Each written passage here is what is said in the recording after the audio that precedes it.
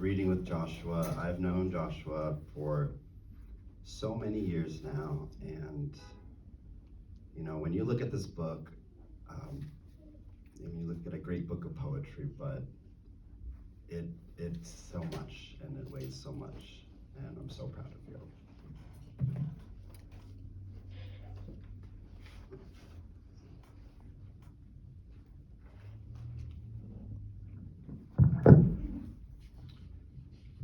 I imagine a missing photograph of my parents, young in a ceremony of marriage, not touching, not even looking at the other. I wonder what Ma is looking at that is not there. Is it before or after their moment recorded? Ba probably looks to his family, parents full of duty and responsibility to survive and keep on. I don't think they look at me. After all, I am not in their world yet, but I am touched by it. Stars emanate light. A photograph is the light touched. Perhaps we are photographs, being impressed on by the light of those stars before us. You are how the light looked in the moment. Lights impress on the tree, its bark and leaves, reflecting lavender and orange, and lift me with the light impression that you were with me.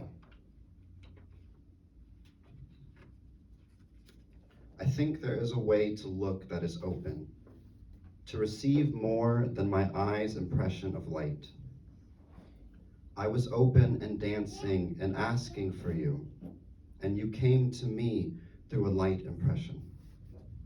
We were at Manil Park, and you were missing from my day. But still, we began to talk to you about our day. We read poems from Ocean, a few, many times over. We told you about a dream we had about Randy, now missing too from our memory. We talked about your name. We asked who you are. Most of the words are missing now. The light impressions lift as the words. Light, lavender, laughter, leaves. There is a light veil. I found it once in a gallery, walls spread as a painting. I would sit, look, pace the painting and look. There is a way to look at another that is open to the sharing. And then I shift and the veil is already all around me, like late night entangled in a comforter, weightless presence, the light impression. I shift and the sheets too, and I feel it all. The sheets tell me how far I touch. It was like this, being under a comforter with someone I love very much, and knowing it was you. The shifting, the shifted, light veil, feeling movement from you. Who is you? A night you let me in to share clothes, a graying sweater from your late dia. I put it on and again I was young and you were home. The smell of incense, tiger's balm, and another scent. Another word missing now. I cried, you've been missing for so long, and here you were again. That we could all meet again, in scent, in sweater. We are all here. I feel you moving undercover.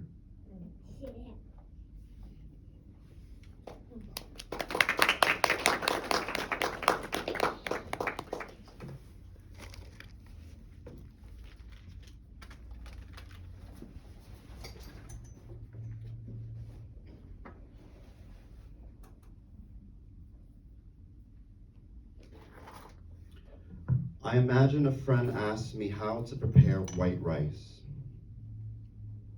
So in the first cycle, stir a current into the water until a rice funnel forms.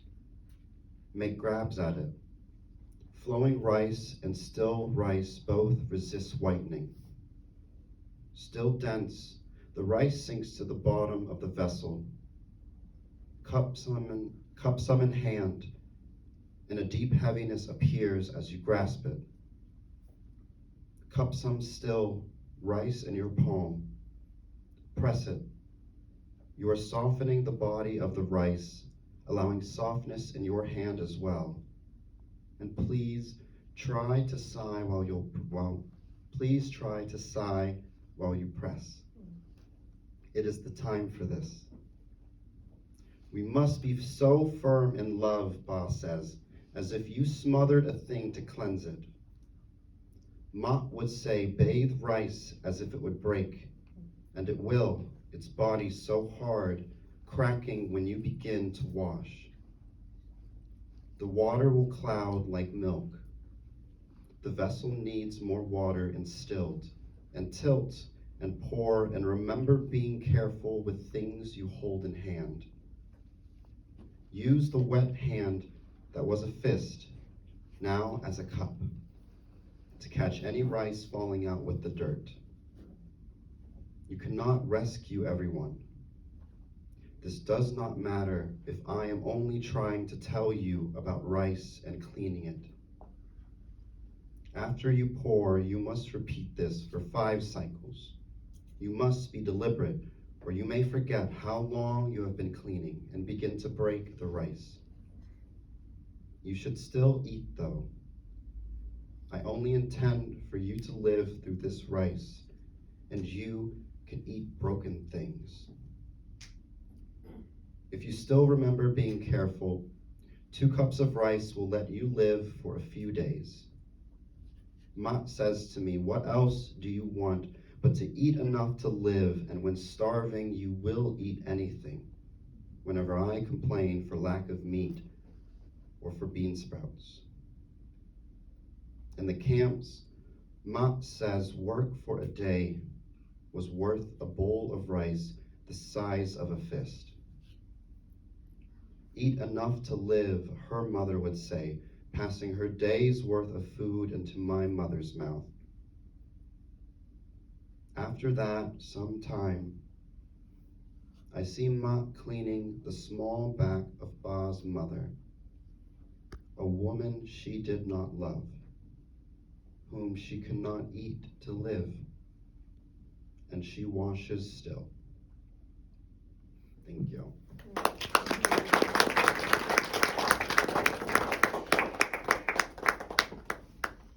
And now we welcome Joshua Burton to the stage.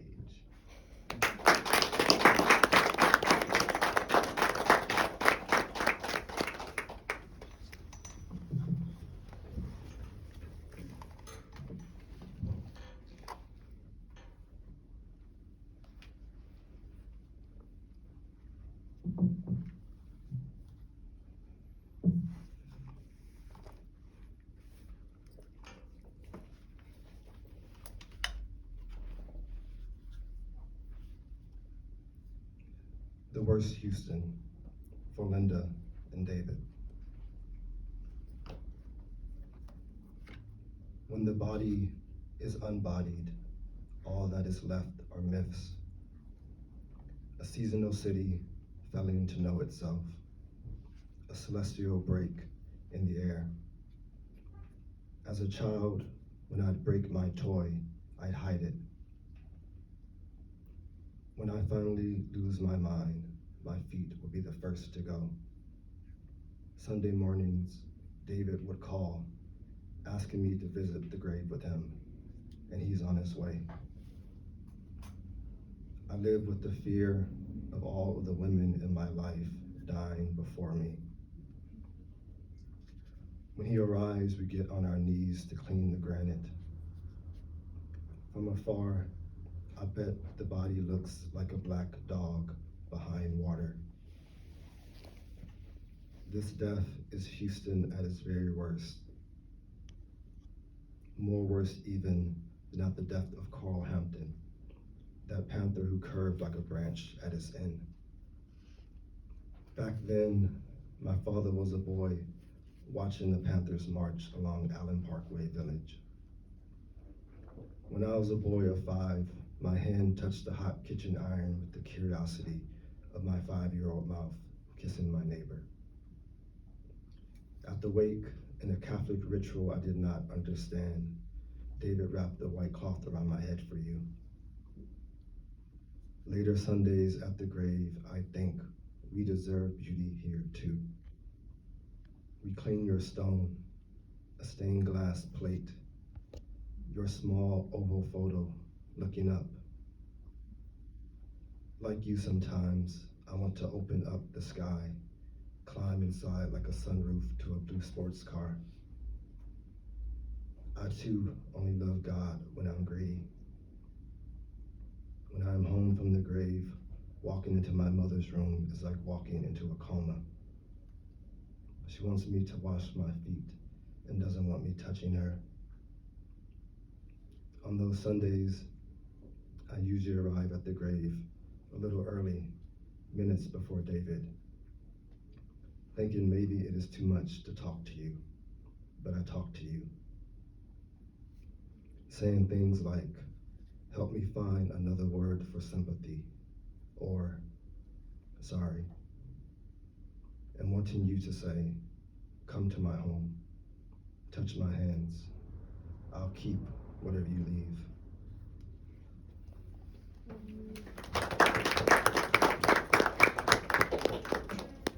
I want to thank everyone for coming out to show support tonight. I think I'm just going to read through and then have the talk afterwards with Sean. And thank you, Sean, for that lovely reading as well.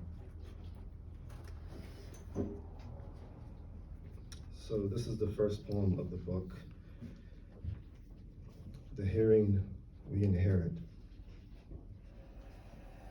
I cannot manage language, but my body still has more options than to listen. 2 men crying in a green truck, the house of the slowly given up. Prayer and periphery both share the same rhythm. I once knew a red-haired white woman suffering from the disease of killing herself. At the white woman's wake, a poet with my name read Hoagland's poem Suicide Song, and it made me sick. In my father's cruelty, he named me Yeshua, a name that carries with it the brutality of a brickbat. And yes, Joshua, you lost your mind again yesterday, like how the housewife left her key in the door. And yes, it is all yours, the steer and smear of letting someone in. I've been having a different relationship with ghosts. They came to me in quiet all night, said nothing, but expected something of me. They rarely came to us as children, back when I was at the age when Aunt Brenda would call us nigglets, back when an older cousin would tease another cousin, calling her name synonymous with darkness, like midnight, Hershey, and shadow. The ghost watched us with tenderness, asked to not wake us. On one occasion, I mimicked him, calling the other cousin black in insult, the look of betrayal on her face. And this was when I learned metaphor, how I must have seen her hue as see-through. Years later, I heard the older cousin try to set a white woman on fire. My cousins, I still love them like I love the night. How we are there and not there. If I could name myself, it would be Wisteria, the sky's fisher. We heard stories of our grandmother in her cabin house shooting away a black bear. Now the ghosts come to me in threes. They say the price of admission is juxtaposition in 3 forms of forgiveness. In black and gray and red. I say, I love you all, and love you, and love you, and love you. But my hands still shake in June.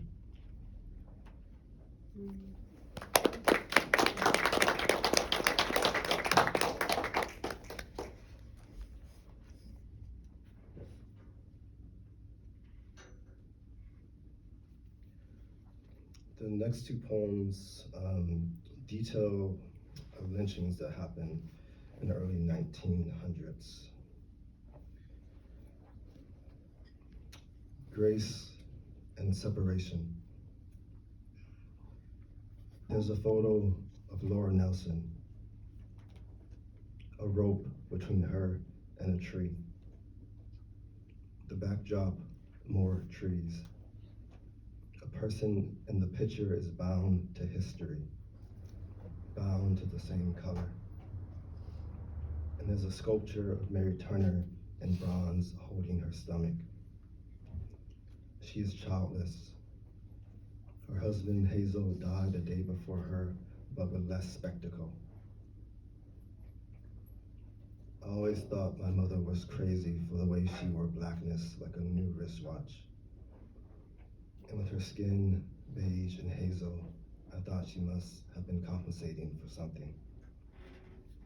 Grief is a healthy disease, unlike forgetting. The body has more than one soul.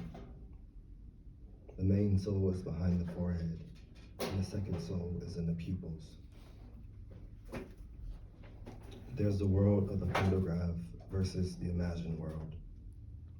In a picture, everything is placed like a target. I always believed my mother was crazy for not wanting to kill herself on days when her body would no longer do what she needed it to, like love, make love, or speak. At noon on Sunday in 1918, the mob found Mary 8 months pregnant and took her near Folsom Bridge over the Little River and tied her by her ankles. Her sin was speaking. We are difficult in the sense that we can't ungod ourselves. In the photos of my grandmother, she's always small and scowling like a cub. When she was young, she would never leave home without a blade in her wig. Outside of a club, a man wanted to fight her. She pulled the blade from her wig and cut his chest like tree bark. The next morning, she went to the police station crying, saying she might have killed the man. They laughed at her. God tries out different combinations of mothers with children, rearranging them at the first sign of uncleanliness. The white men broke Mary's stomach in two with a knife. What was cut from her was something more than human. The two cries they let out didn't reach where the two colors met, the brown body meeting the brown dirt. Earth's natural law of what America births. My mother was never crazy, only quiet, a girl-grown woman. In a photo in 1981, she looked like two cries, a batch of berries held close enough together not to burst, its insides having dark blue ink, like skin.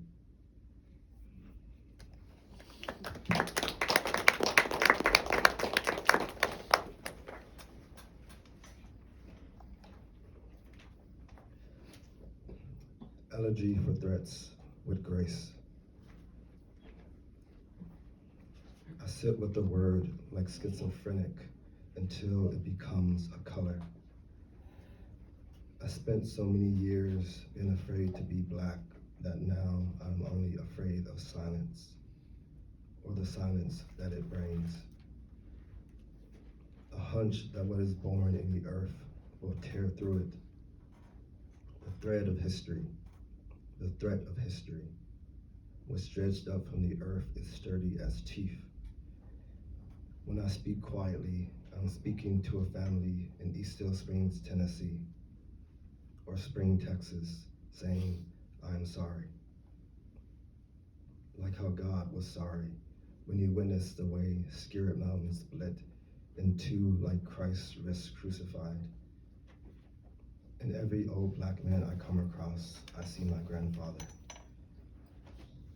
His blue overalls hanging off of his body like his youngest child, who was named after him and who died of AIDS or overdose.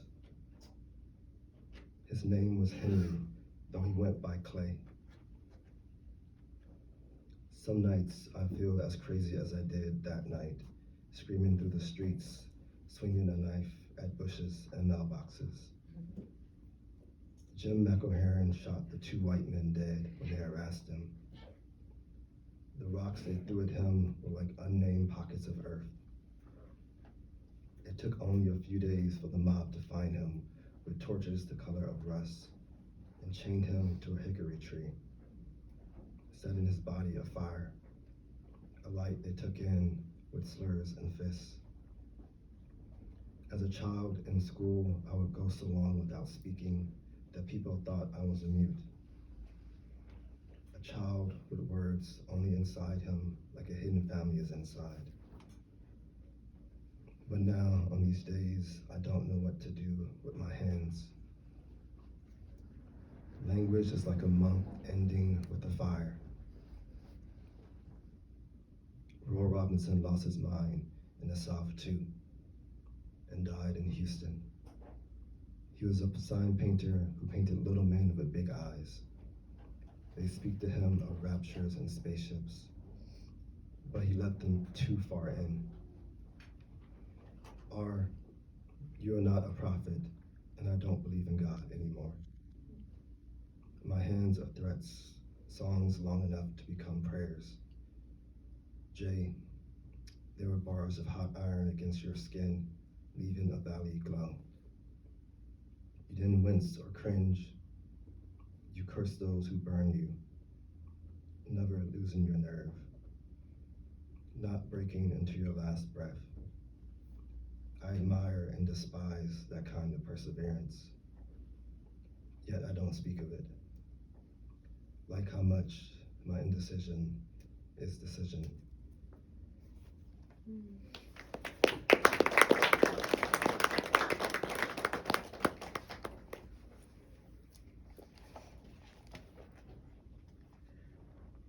So I think I have three more. So with those two poems, I kind of felt like when I first wrote them, I felt that maybe retelling their story was the best way to show them grace. But I kind of sat with that for a while after, and I'm probably gonna talk a little bit about this in the talk afterwards, but I think that there's possibly better ways to show them grace and more ways to show them grace. So I have a few other poems that are addressing Mary Turner and Laura Nelson. I'm gonna read those two poems. And these are just the attempt of showing them grace in a different way. And Mary Turner and Laura Nelson were the two women who were lynched.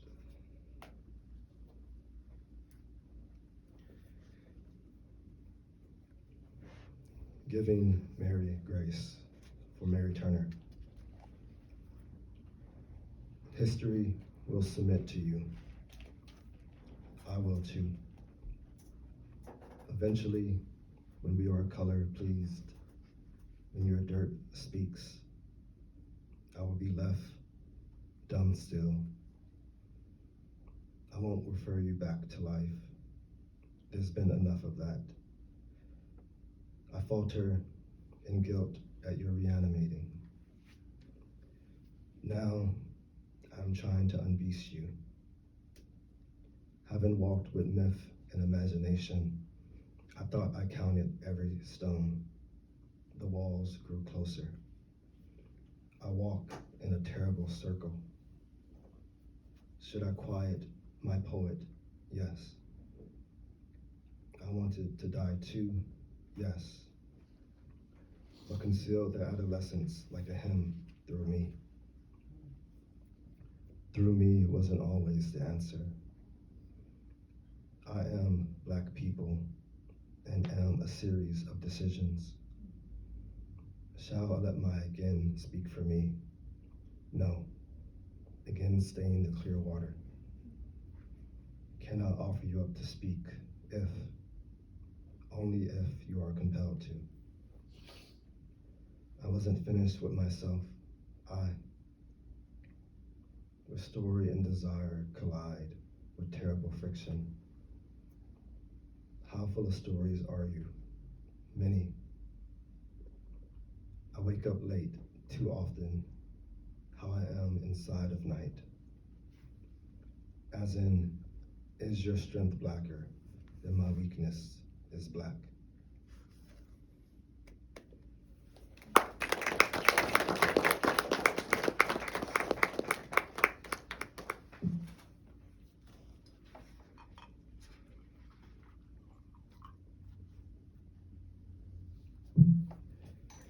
Giving Laura grace for Laura Nelson and her son, L.D. Nelson.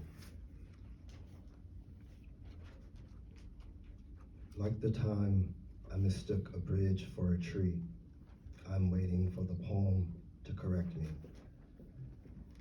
Where afraid and ashamed sister touch, and all of the swear blood in me bruised in the fist of my stomach. I wrote to you once before, Laura, and failed. So I won't write about your lynched body anymore.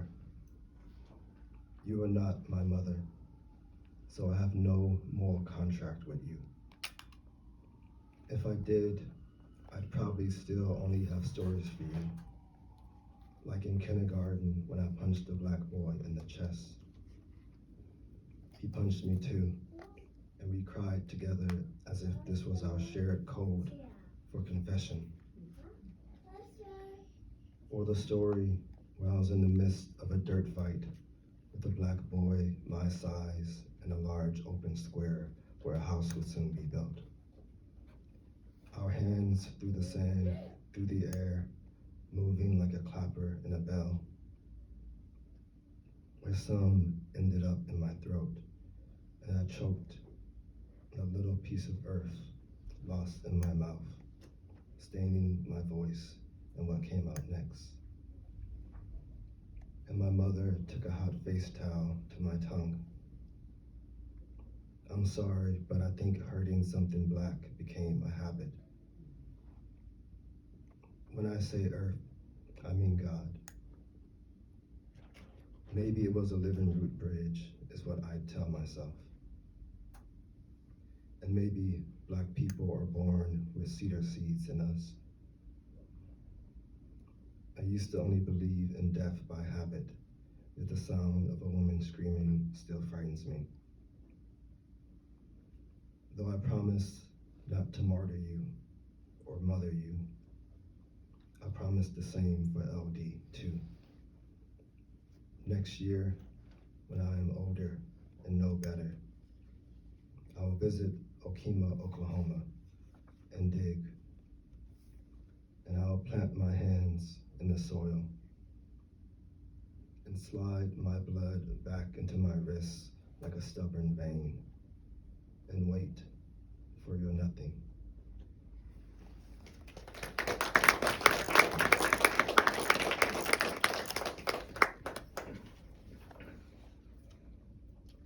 So I have one more poem, and this is the final poem in the collection.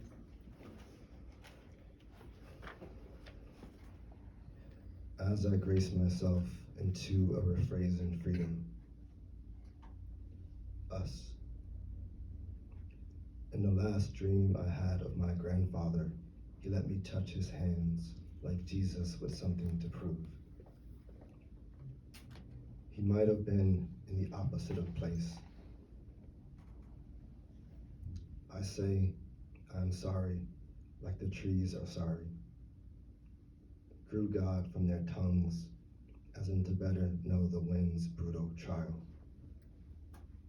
The leaves like hair, barren, pointed their stalked fingers as to heaven, God must be black for us to pedal in time backwards.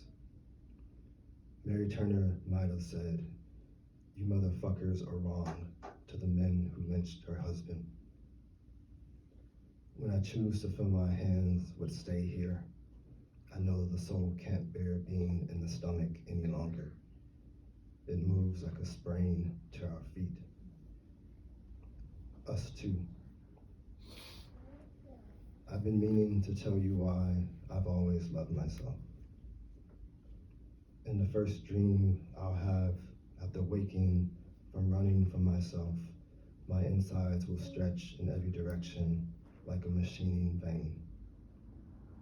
Each line as an unbent bar, funneling blood in what's beneath blood. I'll say I won't turn back time, nor be stripped from negritude, but hold a photo empty as a church, shaking off its ghost, speak, white, then not, and reach for that minor God. I am repetition, that frame like a sin, like an ex-slave planting redwood trees, like how the wind from a mouth can coax the flame into living. Thank you.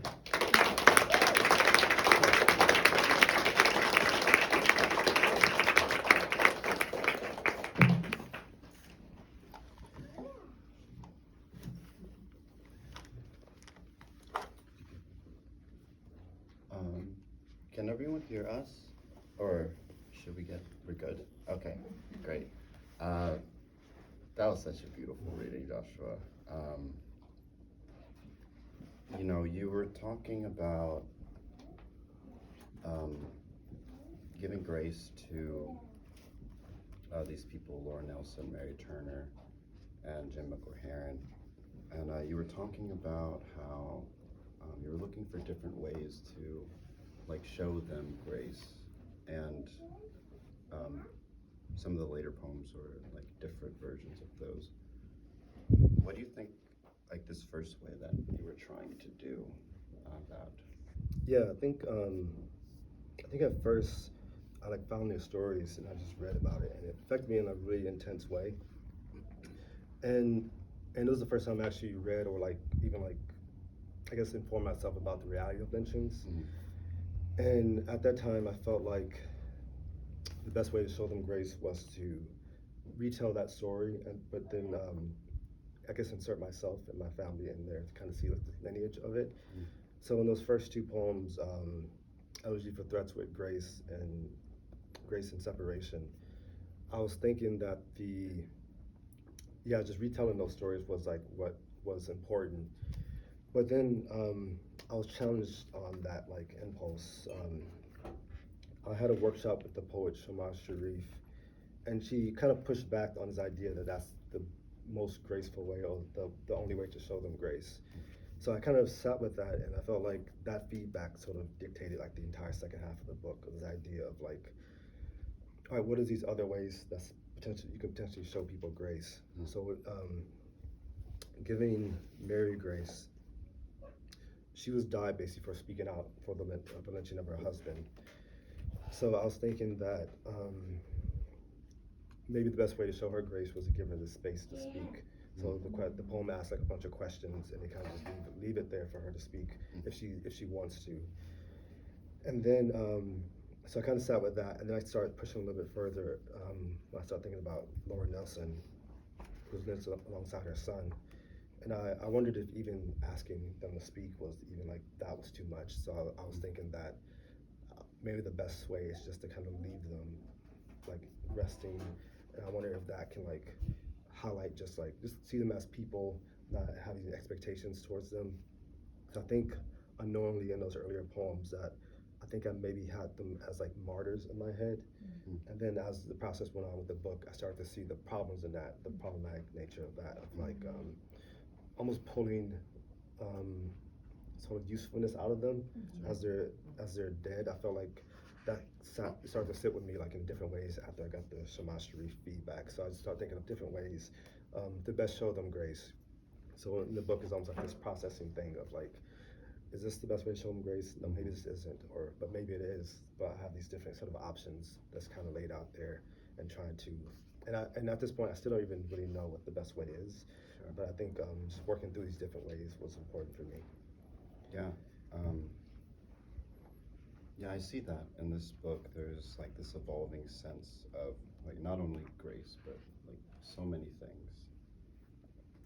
But also like, so grace shows up like it's like one of the threads of this book. Um, but I don't know if you ever directly define grace or tell us that it is graceful to do this thing or such, but grace shows up in like many different forms. So I wonder some of the words that I think about like in this book with grace. I think you said holding space. I think of like surrender. I think of patience. I think of forgiveness. How do you see that? Yeah, I think that's also changed throughout the process of the book. I think at first I'm not even sure if I had like a strict definition of it. If I was just almost like trying to understand it myself of like, what does grace mean? How do I give grace? Am I able to give grace? And then I think it ultimately kind of became, I think, the most giving grace poems. It was like thinking of honoring them in different ways, but then you see grace appear in different poems like Grace Division and like Grace and Pity. So I think it kind of changes, just similar to like I think God changes in the book. There's never one single address to a specific type of God. I think that idea of God changes as much as grace does. But I think maybe connected to the idea of grace is this is Japanese phrase mono no aware. It translates to like the empathy of things, or like the deepness of things. Sometimes it's connected to sadness, sometimes it's connected to beauty. I think I think having a discussion with you earlier today, I think for me, maybe grace is almost like this other version of that. It's like this way for maybe this thing I'm maybe trying to give to other Black people as a way to be kinder to themselves or to like show respect to the previous generations. I think it's just this ever flowing thing that kind of exists in these different forms. But I do think it's almost like it's aesthetic that that I'm almost trying to like give to other Black people, whether they're passed on or like the ones that will come after us. Yeah, it seems to me like like grace for you in this book at first, like it is a thing, um, something you're trying to give to others, or a way that you can behave that gives grace. Um, but like I thought such a beautiful thing about this book was finding the grace that you give to yourself in here. And I had wondered, I had thought of like you speak to so many people in this book, like not only the Black folk that have been murdered, but also friends, your family, like your mother. I wondered, like I had this in my head that like this practice of you giving grace to others was reflected back to you, like, and I think I wonder about, we talked about the book. It starts off in the first section is the I section, and at first like I think it's like a one, but what is like the presence of this we in the book and how it relates like back to you? Yeah, I think the first section, the I section, is maybe potentially like self-indulgent, thinking about one's own like health or one's own issues. And I think it kind of processes through to the second part, which is we. And then I think maybe the realization is that that this idea of grace is not singular. It's like you need like kind of two people. Like maybe processing. It's like the idea of the grace engine. Like maybe the engine is that connection between people, or potentially the engine is or potentially I can't be a grace engine until I maybe be that for someone else. Maybe it's like this sort of, I think this sort of distance between people that needs to be sort of defined. I think grace is potentially that. Mm. I think a lot of the poems in the first half, I think, is like almost like failures at attempting grace or like partial grace. And then I try to revisit a lot of ideas in the second half, like even like people, references, and I try to have this more complete sort of idea of grace. And that's what the we kind of comes from, is me actually seeing like I'm not a singular thing. The many selves, and it's like, Sure. and that's connected to family, that's generations before me, even connected to friends and things like that. So I think seeing that shared space, I think, is maybe the most successful way the grace engine kind of works. It's like in the connection. Yeah, that reminds me of a line in your book. We talk about, you say the celestial break in the air for like when the body becomes like unbodied. Yeah. And yeah, I think that's such a beautiful way to think about like grace. Grace has, you know, if this first part of the book was you seeking to give it to yourself, but then the evolution of it is finding it through giving it to others. So I wonder about, there's something about these poems that they feel prophetic at times. I wonder, sometimes there's this voice in the poems that's like, I wonder if this is like God speaking, because the book is at times like really declarative in these sentences. And I wonder if you think about that when you write. Yeah, I wonder if there's a quote by Toni Morrison, and she's talking about how there's she realized eventually that there's like her ancestors speaking through her when she wrote. And I do wonder if like it's something connected to that, because it does feel like some of these lines that happen wasn't me, or it feels like almost too maybe too confident or too assured to the I or the speaker in the book at times. And it does come through that maybe it is like this sort of speaking through. I think it's like hints at the end of like the grandfather a little bit more. So I wonder like if it's like that processing thing of ancestors speaking through you, or like this generational thing speaking through you. So I'm curious about that. I'm still not really entirely sure. I do think there's something in there that's like that. I think so, yeah. I think I mean, there's two lines that stick out to me always. We've talked about this, but you say, I think it's in Confession, you say the poem is better than me. And then later on, you say that the poem, I'm waiting for the poem to correct me. And I think that there's something like very true in what you're saying about how like the poem knows better than we do sometimes. Or I know you said this to me before, like we have to catch up to the poem. Yeah. So this book is also a lot about you and like your silence, or that you grew up not speaking. So I wonder about these poems as like a vehicle for your speech. And is there something, was it like empowering, like writing these poems eventually, or always? Yeah, they're very empowering and transformative in a lot of ways. I think, yeah, and like, yeah, I think, yeah, we mentioned this earlier too. I think silences existed differently for me in different parts of my life. Maybe when I was younger, it was maybe like a shameful silence or like a fearful silence. And then I think almost through the art of poetry, I think the silence almost became like meditative and intense in that way.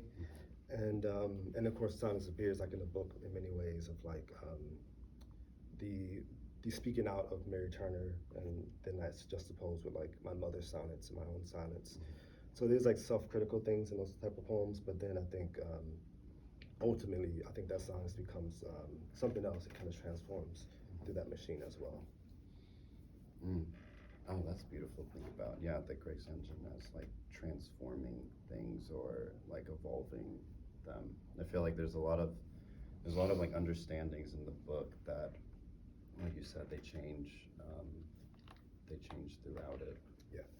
Um, you know, I think there's another relationship in the book that changes and like grows. So the relationship to yourself, there's the speaking, but then there's also this like internalized like prejudice as well.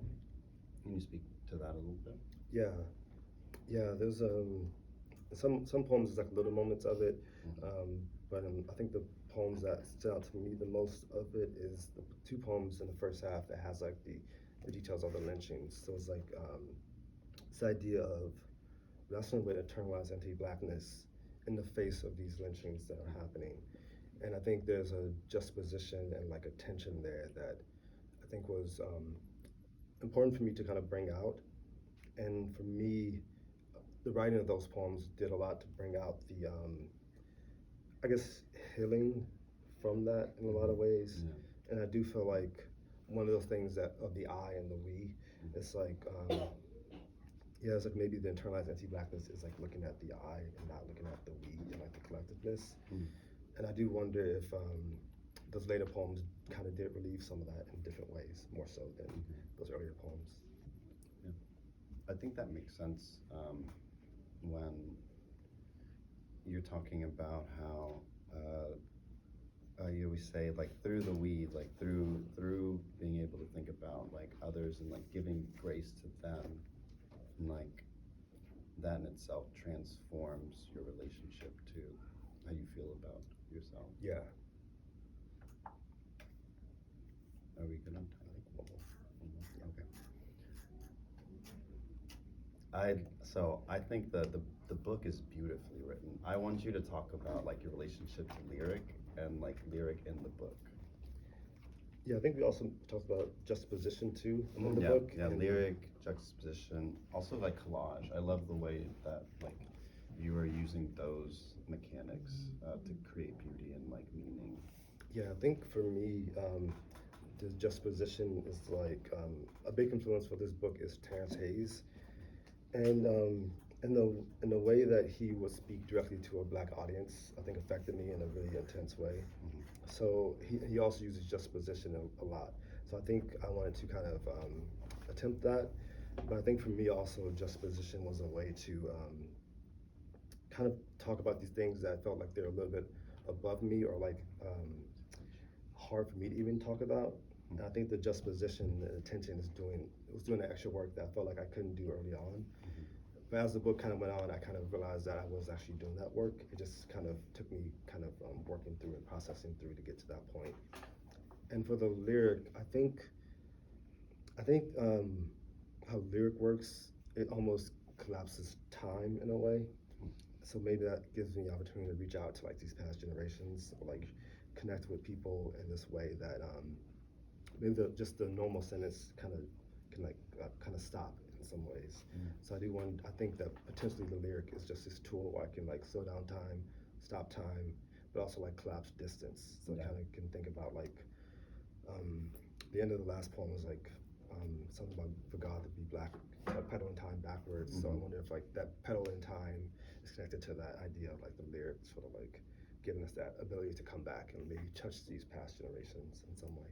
That's beautiful, and the book is beautiful. Thank you. And I'm so happy and proud to be here speaking to you and reading. Thank you. Yeah, thank everyone for coming out. We're gonna have a signings afterwards, so I can sign people's books. Thank you. Thank you.